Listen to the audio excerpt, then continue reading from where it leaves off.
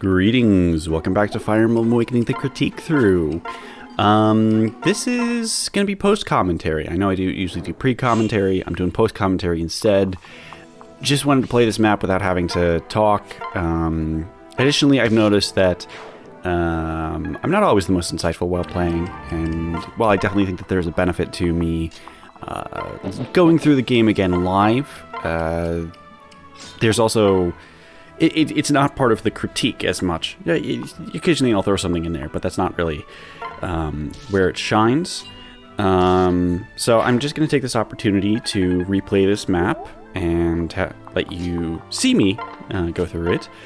And also just talk about some stuff, because I think this would be a good opportunity to be a little more earnest, a little more... I don't know, just a little... Nice Tharsha.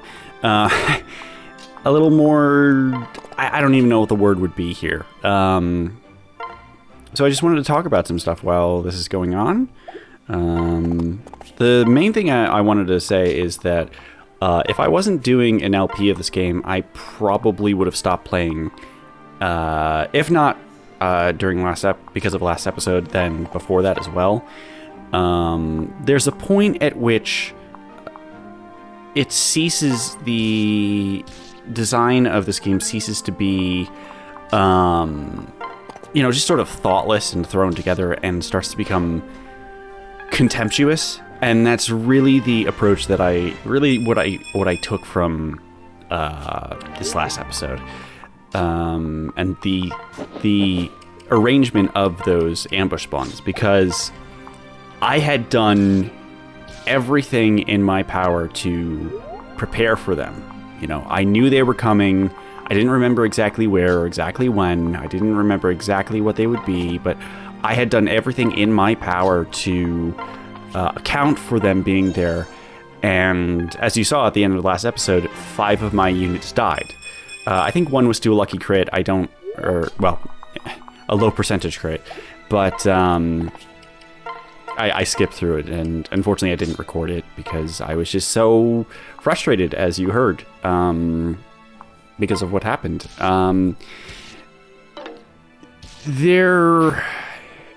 It really gave me a sense of hostility towards the player that I hadn't felt since playing Thracia.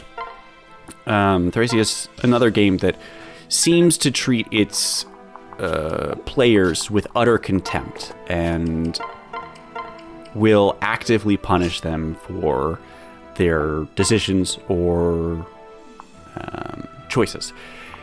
And you can absolutely have a difficult game without resorting to that sort of tactic. And that is not the feeling I get from the Volmark. And it's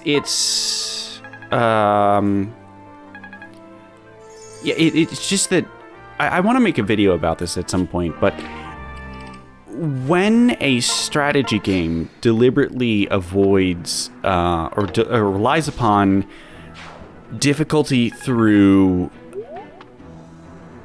things that the player couldn't see coming, it's a bad strategy game in that case. People try to excuse ambush spawns, both in this game and in general. And with maybe 1 or 2 exceptions, I really think they're inexcusable. Well, maybe 3 exceptions. They're really inexcusable, especially the way that Awakening does them, because they're not telegraphed, they're not consistent, they're not something that the player could reasonably account for. And I've also heard some people argue that, well, Fire Emblem is supposed to be war, and in war you get ambushed and things like that. Which I think is bullshit. Firstly, because Fire Emblem is a very bad approximation of war. I think if you want to see a good war approximate in a game, your best bet is to go with Rome Total War. Which actually got a remaster, and if you can get around the technical hiccups of starting it up, actually holds up, which I'm very glad about. It really is just a fresh coat of paint on one of my favorite games. So, but I bring that up because in Rome Total War, you can get ambushed.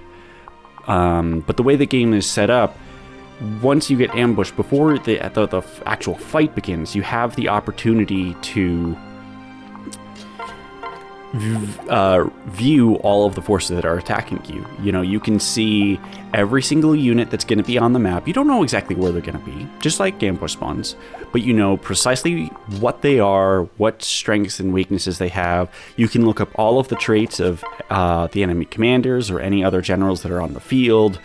And in that way, it still manages to be a game while still approximating the unfairness of war.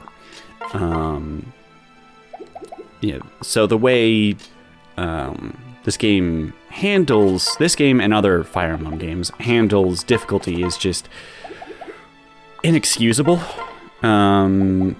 because it doesn't consider what it would have to be, what it does to the game side of things. It just is, it's in a sense artificial difficulty, or I guess a more appropriate term would be punishing difficulty rather than anything else. And that kind of leads into the next thing I want to talk about, which is the low quality of the maps is interfering with my ability to adequately critique this game. And that's because I'm sure you've noticed that I go into a Valm arc, and even the last map of the Gangrel arc, with all of this enthusiasm and everything, and then once I encounter difficulties almost exclusively at the hands of ambush spawns, I get very frustrated, I get very dejected, and I lose my enthusiasm, and so I end chapters being unable to properly and fairly communicate my problems with this game. So this game is so bad that I can't adequately, it prevents me from adequately describing why it is so bad. And so there's a part of me that's thinking that I will just do this sort of postscript to talk about things more often. There's a part of me that wants to just record the maps in isolation, but I think it's beneficial, especially for those moments of frustration, that I don't do that. I think it's better to at least have some live commentary. I think that would make a better viewing experience.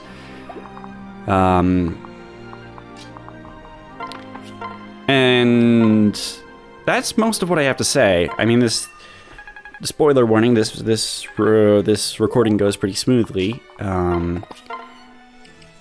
It's just, it's really, I just keep coming back to inexcusable for this game to just treat its players with such contempt. I mean, you can have a map design that encourages people to play quickly. You can have, like on this very map, there are thieves with treasure, and in order to get them, you have to move quickly. And that's a really good incentive to have the player move quickly and not turtle, which was kind of my first instinct.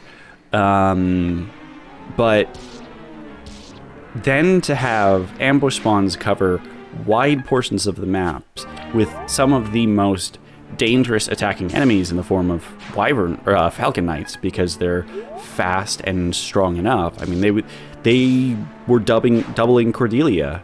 Actually, you're going to see right here, a falcon knight is going to double Cordelia, who is herself a falcon knight. So they are very dangerous enemies, and they are not encumbered by the terrain. And yes, they're defensively weak, but that doesn't matter when they appear on the map. You know, like right here, right now, I knew where that Falcon Knight was, and I took reasonable, precautions to protect my units. I didn't have that opportunity with the ambush spawns. And sure, one of them was a Pegasus Knight, and sure, they didn't cover everything, but it's just really bad. I mean, at best, you're supposed to intuit that the Falcon Knights on the sides of this map indicate that the more Falcon Knights will appear from the same general area, but they're not in the same sorts of spots. So it's really bad. And unfortunately, it will not be the last ambush spawns in this game. Yeah. I feel like there was more I wanted to talk about. Oh, yes. Another way you could read the ambush spawns is that they are incentivizing you to use pair up, because pair up is a new mechanic, and when you have a new mechanic, you want to encourage your players to use it. And for instance, the original Gears of War introduced cover-based shooting, and the way that they reinforce that is by having you take ludicrous amounts of damage if you were not in cover. And I think that sort of extreme behavior is more permissible in an action game where death is a temporary setback and you don't actually lose anything. There's a permanence to Fire Emblem that makes that sort of behavior inexcusable. Because like I said, I lost 5 units, not even in a turn, in half of a turn, where the enemies got to move before I had a chance to properly account for them. And if I didn't reset, I just lost 5 units. I just lost not only 5 units, 5 of my best units. You know, I lost my Dancer. That's a unique unit that I lost simply because I didn't foresee something that was not telegraphed. And, you know, maybe in something like New Mystery or once you get to a certain point, Thracia, you have enough units that you don't have to worry about that. You know, I think I've talked about before that you can Iron Man other games. But, you know, I've done a bit of thinking on that, and I've also been playing a little bit of Fire Emblem 3, actually. And in Chapter 2, I lost Barst, and I thought, well, that sucks. Guess I'll keep going. There was no sort of emotion to it. And there would be to, you know, more unique characters in more specialized, or more to the point, better classes. But for all of the problems inherent in the modern Fire Emblem approach to permadeath, I actually feel something when I lose a unit. Sure, the only unit I haven't reset for is Muriel. But... and I said right before she died that I didn't care if she died, and I still don't. Although now I've changed... That was with a different ethos in mind, and now I'm going to go through the child paralogs of, you know, child units that, and well, parental units that I'm not even using. So I regret that a little bit. But regardless, you know, it sucks to lose a unit, especially to unfair things. But at the very least, I feel something when it happens. You know. When I played Shadow Dragon before I quit because it was horribly horribly dull. I combined droll and dull into a single word there. I think I lost Wolf, and was it in a reset? I don't remember. It was on the chapter where you get Maria and Minerva, and I like overexposed someone, and I had to use all of my units to do as much as I could, and that still left a dangerous unit on the field, and Wolf died. And I was like, well, that sucks, but I'll just keep going. And there's good things to that, because it, you know, I kept playing, and I have that loss on my file, and it's something I can't ever get back. There's a procedural sort of storytelling to it, but the actual storytelling is bad because who gives a shit? It's just Wolf. And, you know, sure, in Shadow Dragon, you can turn them into generals, and then they have the ridiculous growth rates and blah. I wasn't doing that. Who else did I lose? I lost someone else when I played Shadow Dragon. But again, I just, you know, didn't care. Because I was given no reason to care about those units.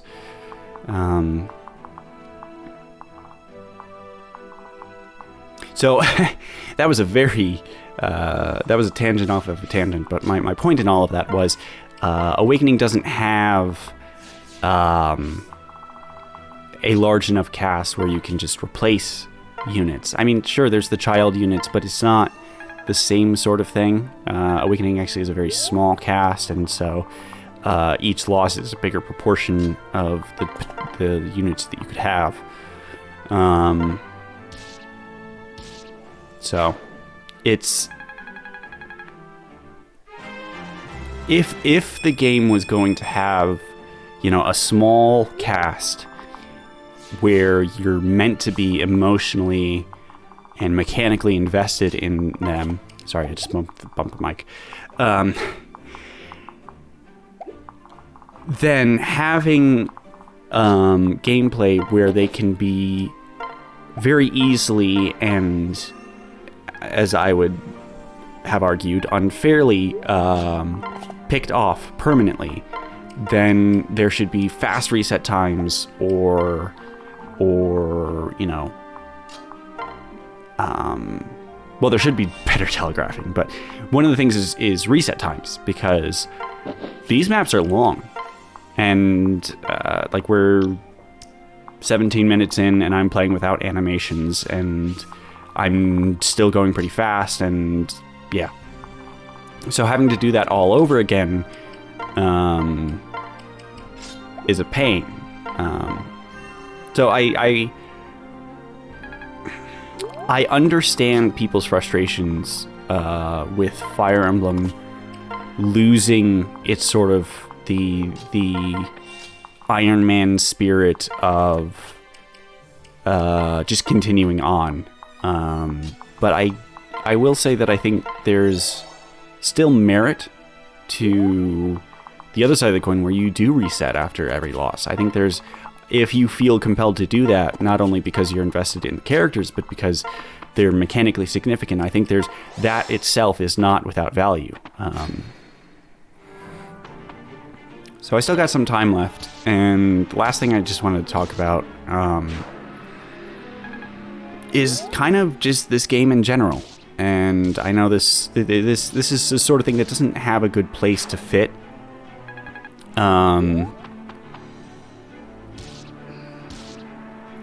So part of the reason why I'm doing this is I want people who played this game at or near release and really enjoyed it to kind of recognize that it wasn't as good as they remember. And I know that's a very vindictive sort of thing to take, but I think there's value in critical analysis in general, and critical analysis of things that you previously enjoyed specifically. I'm not a terribly sentimental person, but when I look back, and I also didn't have a great childhood, and I don't remember it very well, and I'm very glad that I'm not who I was and things like that. But regardless, there were certain things that as a kid I loved, and I couldn't really explain why. They felt different in a way. And being able to go back to them as adult and see, and not just enjoy it for the things that they are, but to actually legitimately, unironically enjoy them without the benefit of nostalgia is a really wonderful experience. For instance, on one hand, shortly after high school ended, I watched the Power Rangers movie. And it was awful. You know, I was a big Power Rangers kid. I think I really liked Turbo, which I still haven't gone back and watched, which is probably even worse. But it was, watching the original Power Rangers movie was still an enjoyable experience for me. Because yeah, it was terrible, and I got to appreciate how terrible it was, but I also had the benefit of, you know, picking up on things I didn't initially. For instance, the original Power Rangers movie is structured like a Shakespearean comedy. And I know that sounds ridiculous, but it is, because the main cast goes to a nature-laden place called the Green World, in Shakespearean terms. And then there's cutaways back to the main, their homeland, where the villain is taking over.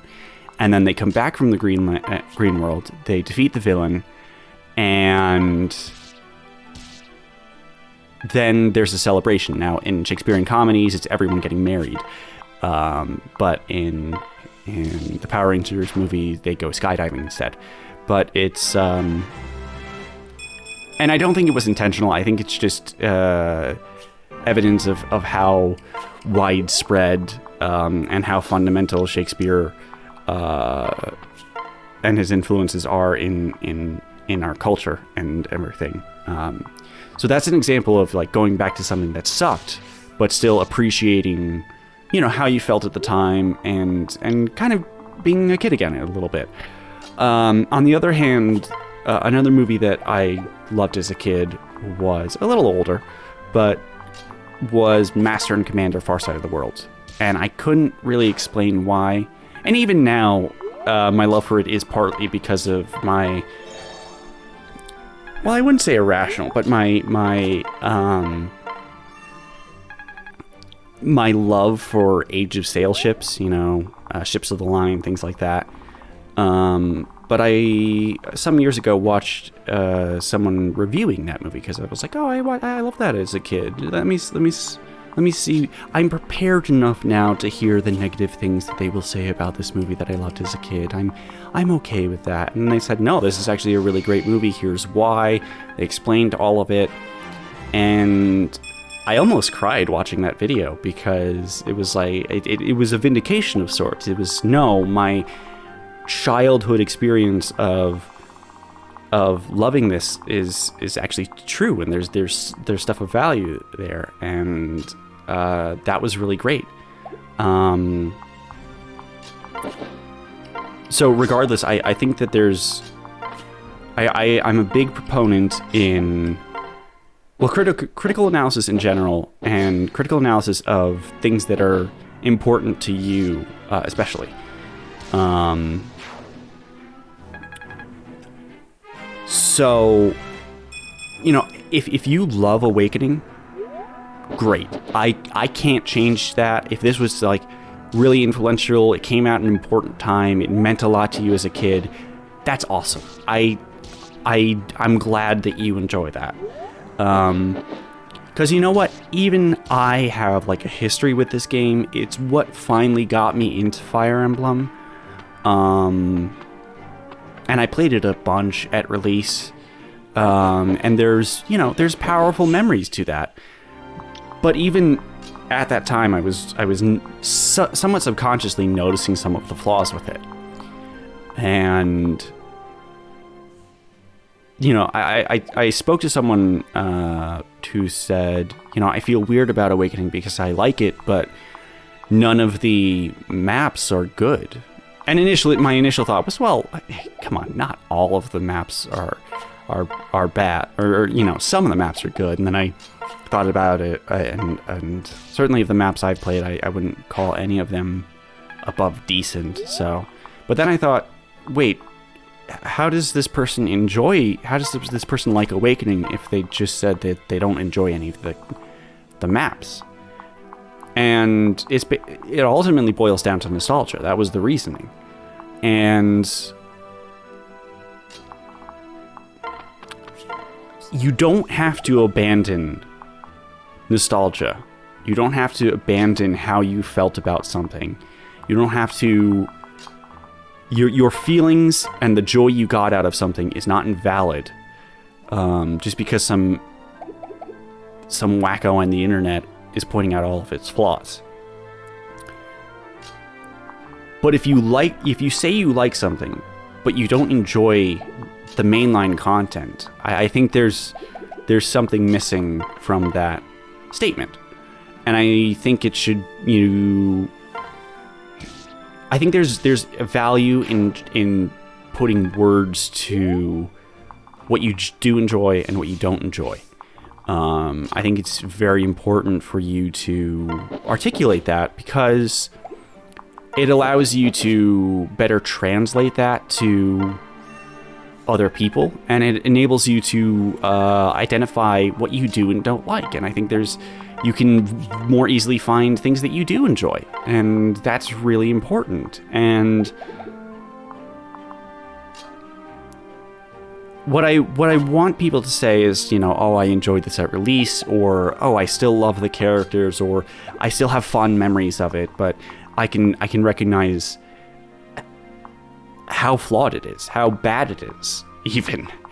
And I know that's very pedantic and it's very petty, even, but I think I want there to be more comprehensive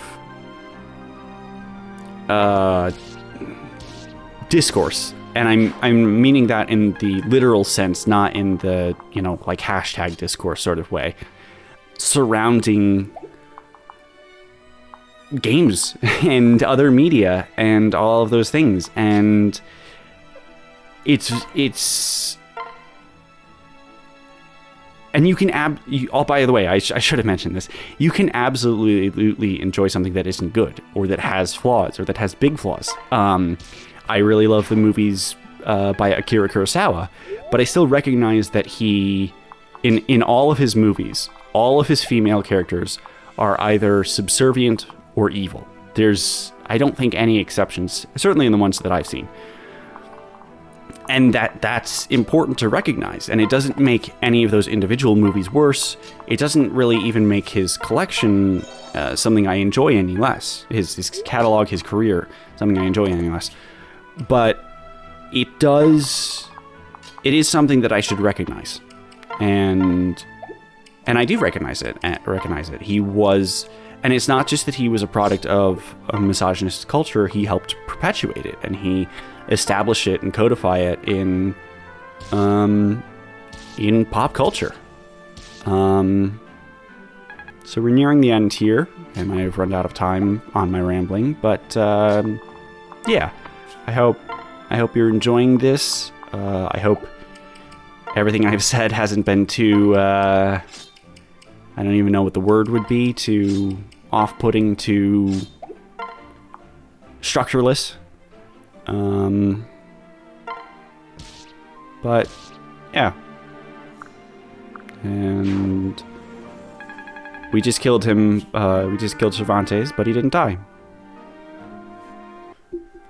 Alright, hope you enjoyed that post-commentary. I just really needed to concentrate on this map, and here we are.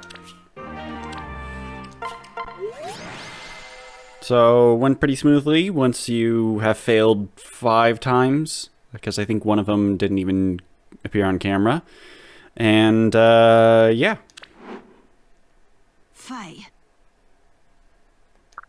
Listen. Right.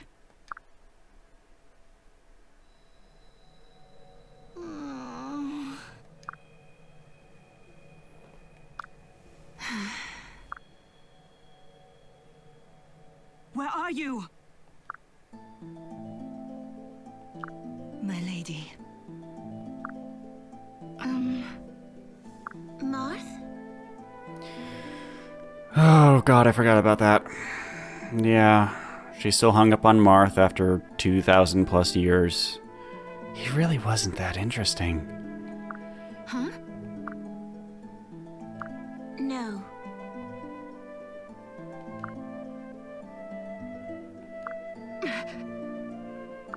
Hey. Yes. Yes.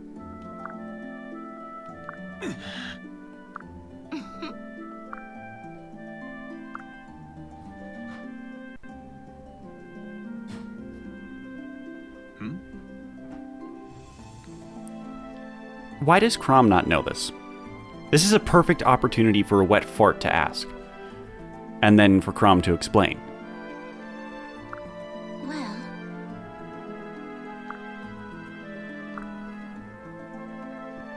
No, they don't.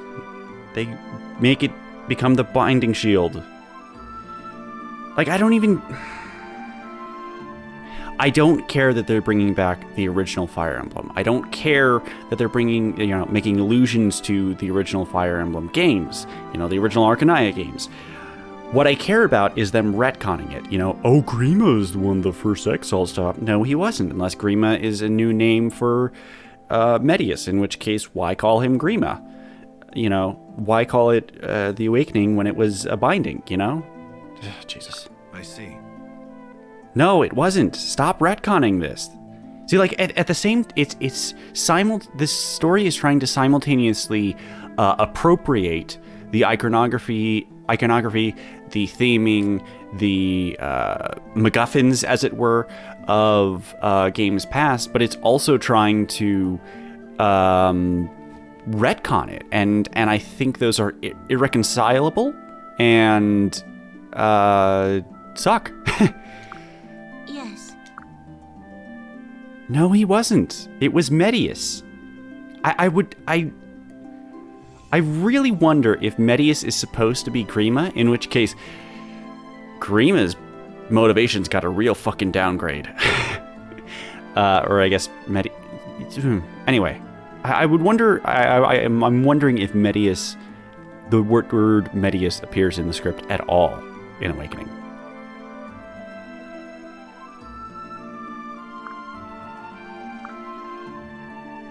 Right.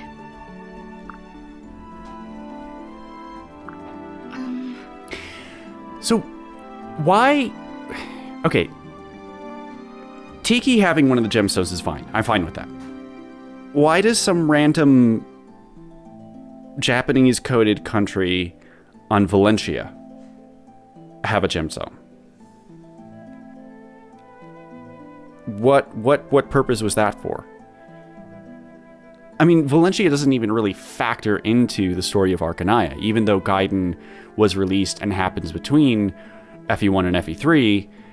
The best you get is the fact that Siryu, leaves because he fell in love with a manic pixie dream girl in Valentia.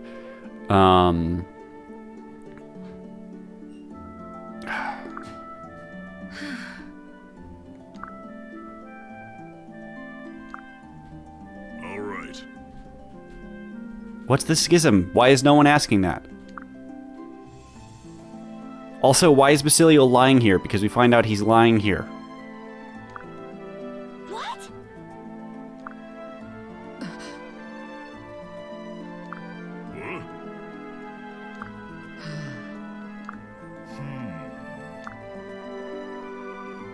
Why? Why did the West Cons exclusively guard it? If they did, why aren't they the ruling nation? Because clearly that's of paramount importance, right? Why is he lying here? He's lying here. He is holding the gemstone on his person at this moment, and giving that gemstone over to Karam is important for saving the world. Hey.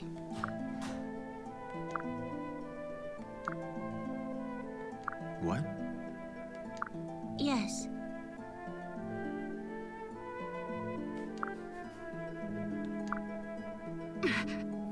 God, there's so many characters in this scene And there's so much, you know, exposition going on, and so much retcon going on, and so much lying going on. This is such a convoluted mess of a scene.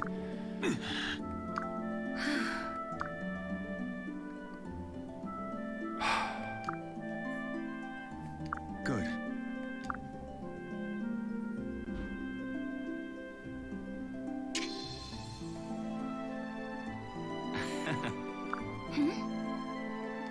Huh? Listen. Yes, he's Grima. We know. We know he's Grima. It's blatantly obvious that he's Grima.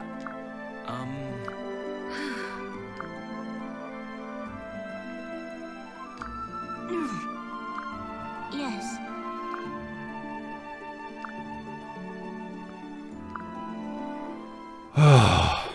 Thank God. Oh, good, there's more of this. Now. Good. We saw all of these factions of the Resistance. They don't exist in the Nether Realm like the Regina Phalange army. Good.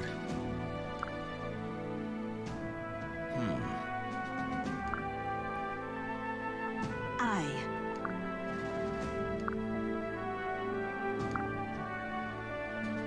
Listen. Right. Yeah, that's how you administer a continent. You have 3 armies.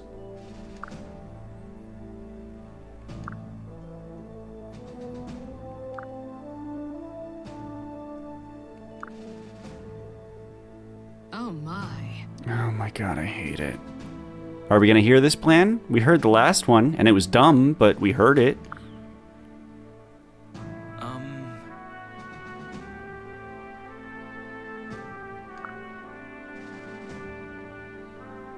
Yes, all war is built on deception. This is weird. He's basically spreading fake news and thinking that panic would overtake the army.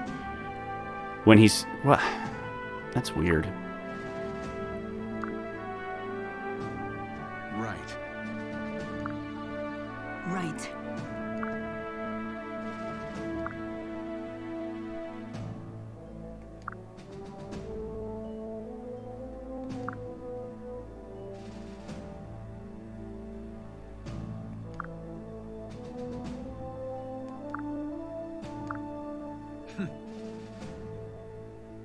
Wait, so their plan was to spread misinformation, and then somehow that means that the entire army would collapse, which, you know, if he said, oh, that would cause mutinies, that would cause disruption, like that has historical parallels, or even, you know, whatever. But if he said, oh, there's 3 divisions, clearly we can't have them meet up, so let's tackle them each individually, or let's knock one of them out as best we can while keeping the other 2 occupied or something like that, that would be okay. But what the hell is he talking about with, like, spreading misinformation and causing, you know, all these problems?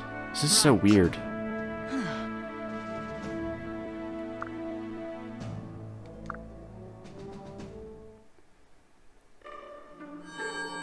Oy. Wait, we don't get the thingamajig map now? Oh, I thought we got the Tiki map now. Alright, well, whatever. Let's see what shit is going on in the barracks today.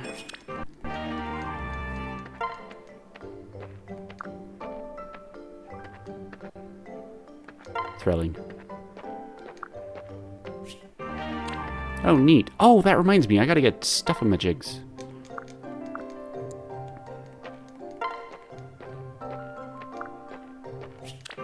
Great. Towering bow. What the fuck is a towering bow? Also, what's here? Oh, we can buy second seals. That's interesting. What was I gonna do? Renown rewards. Give me that and that. Well, that's fine. And let's do supports. Okay, this is gonna be well, it's not going to be fun. The text of the matter is not going to be funny, but there are going to be funny circumstances about this. Hello. Hmm? No. Hmm. Captain. Oh God, is that trying to retcon why Frederick is occasionally obsessed with clearing pebbles? Is this seriously what it's about? And he tripped on a pebble? Oh my God. If Sumi had tripped on a pebble, that would at the very least be in line with how she's been presented thus far, but we have not seen Crom trip at all. He's not portrayed as physically clumsy. Verbally, yes, but not physically. No.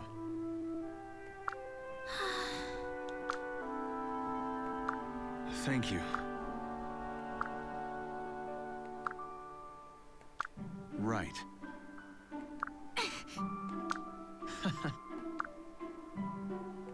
Oh. Hmm? But, Hmm. well,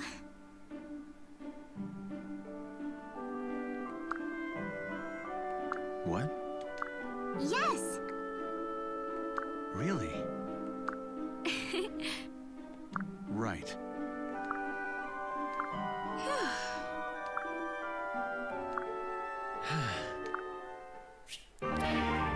So I don't want to, a lot of people say that Awakening was the first game, Fire Emblem game that really turned Fire Emblem into very anime, which I disagree with. I think, depending on how you look at it, I think FE7 probably was.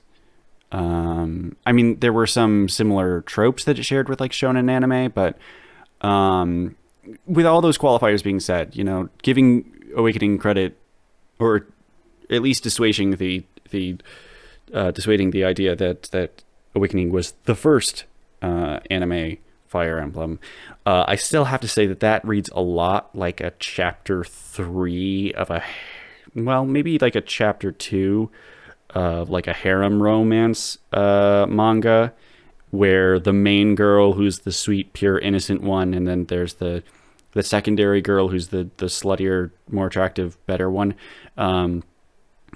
She gets introduced in the first one, but then the pure-hearted one, that she has to like have that pure, innocent scene with the protagonist, and she's being super sweet because she's so into him for reasons, and the protagonist is by design a Luddite and therefore doesn't get it. It really, watching that scene again, like it's simultaneously heartfelt and cliche, if that makes any sense. Like, it's trying to be sincere, but it's polysaccharine and almost forced in a way. Anyway, that's how I felt about it. It also would be a better support if I knew that it didn't lead to them talking about pies, and that's how they fall in love. And speaking of falling in love, Listen. Oh, yes. No. Eh? Huh? Worry not. Thank you. Nonsense. Well,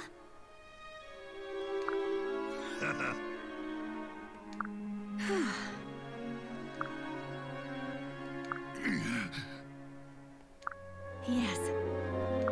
No.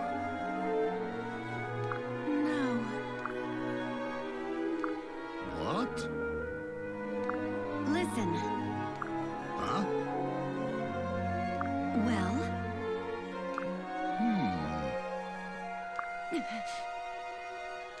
Oi. Yes. Gregory's on job. I know they have to do the ring thing because that's how the parents or the kids introduce themselves to the parents, but oh man, do they have to force it into some situations like this. I like this. I like this pairing, obviously, which is why I did it. And I even like how this is handled to an extent. And sure, I think it would have been better if it, the writing had been better and the structure of the support things. I've talked about all that before. But if that had been not things like, oh, you owe me a ring because I proposed. Yeah, it's weird.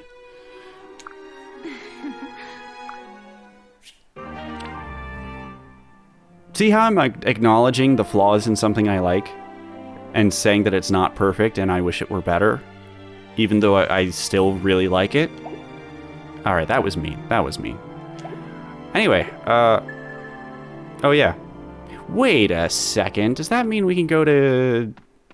Oh, it's the Cynthia one. Isn't the Cynthia one really hard? It's only 9, which is interesting. This one is 10. Yeah.